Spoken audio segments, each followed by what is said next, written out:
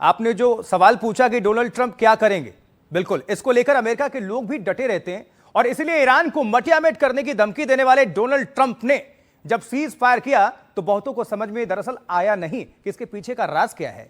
अब डिटेल समझिए। ऐसा माना जा रहा है कि पहले टैरिफ वॉर और फिर ईरान से वॉर के चक्कर में अमेरिका की इकोनॉमी के बिगड़ने का डर ट्रंप को सताने लगा। अब जिसका खामियाजा अमेरिका ने ही उनको भुगतना पड़ सकता था, अमेरिका में ही। अब अमेरिका में ही लोग ट्रंप से काफी नाराज हैं।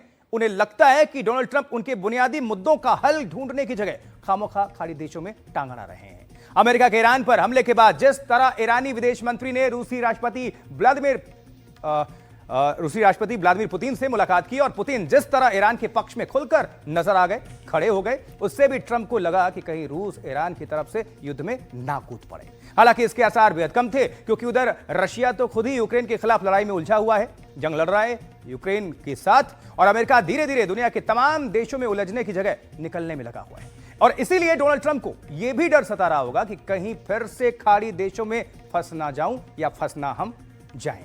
और सबसे बड़ी बात, ट्रंप के दिल की जो सबसे बड़ी ख्वाहिश हो सकती है वो है नोबेल पुरस्कार पाना।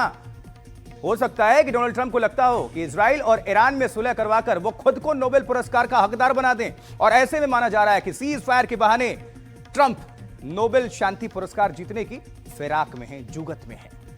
चलिए, ये हो गई डिटेलिंग, और फिर से हम जरा हालात को समझने की कोशिश करते हैं और आपको दोबारा हम लिए चलते हैं इजराइल। अंकित, हमारे संवाददाता लगातार आप सभी के बीच मौजूद हैं, जो वहां से दिन हो या रात आप सभी दर्शकों तक रिपोर्ट्स पहुंचा रहे हैं। ओवर टू यू अंकित।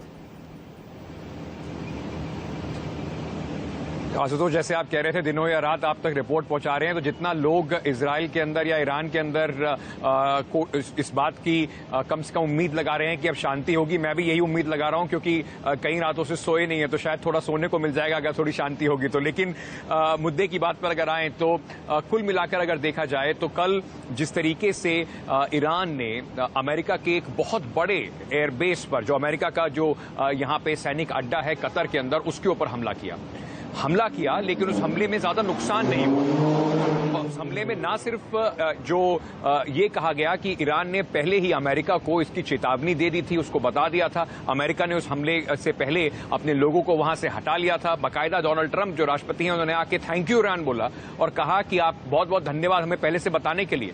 तो ये जो सारा खेल था, ये क्या पूरा स्क्रिप्टेड खेल था इस जंग को सीजफायर की तरफ ले जाने के लिए, इस रिपोर्ट में आपको दिखाते हैं।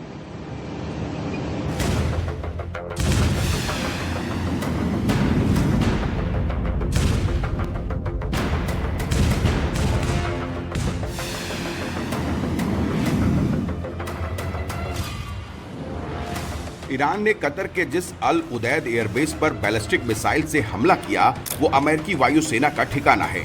हमले का जो वीडियो सामने आया, उसमें आग और धुएं का गुबार उठता दिखा।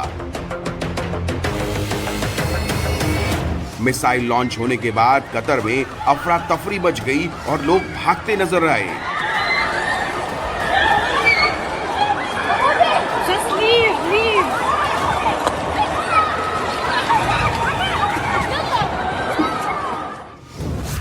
लेकिन इस हमले के बारे में दो बातें गौर करने की है।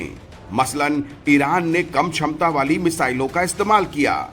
हमले से पहले ईरान ने कतर और अमेरिका को इसकी जानकारी भी दे दी।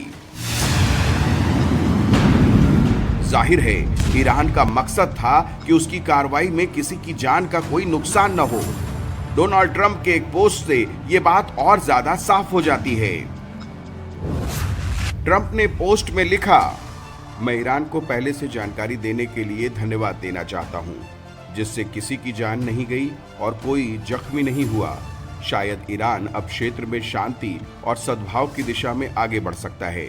मैं उत्साह के साथ इजराइल को भी ऐसा ही करने के लिए प्रोत्साहित करूंगा।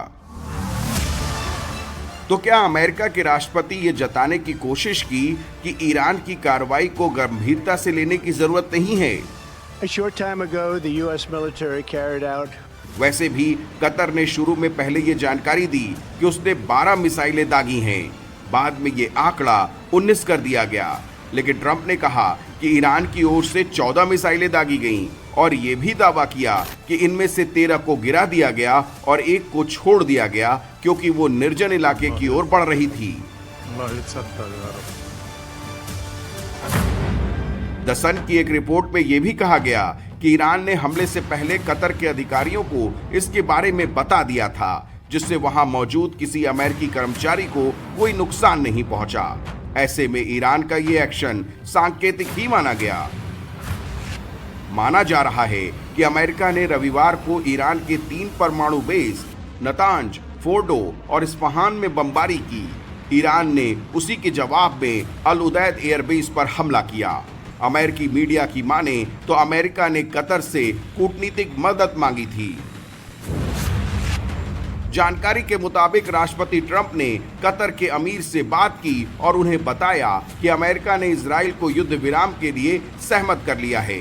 इसके साथ ही ट्रंप ने कतर से कहा कि वो ईरान को इसके लिए राजी करे। इसके बाद अमेरिका के उपराष्ट्रपति जेडी वेंस ने कतर के प्रधानमंत्री के साथ मिलकर हालात की समीक्षा की। सूत्रों का कहना है कि यह प्रयास कामयाब रहा और कतर के प्रधानमंत्री के साथ चर्चा के बाद ईरानियों ने इस पर सहमति जता दी।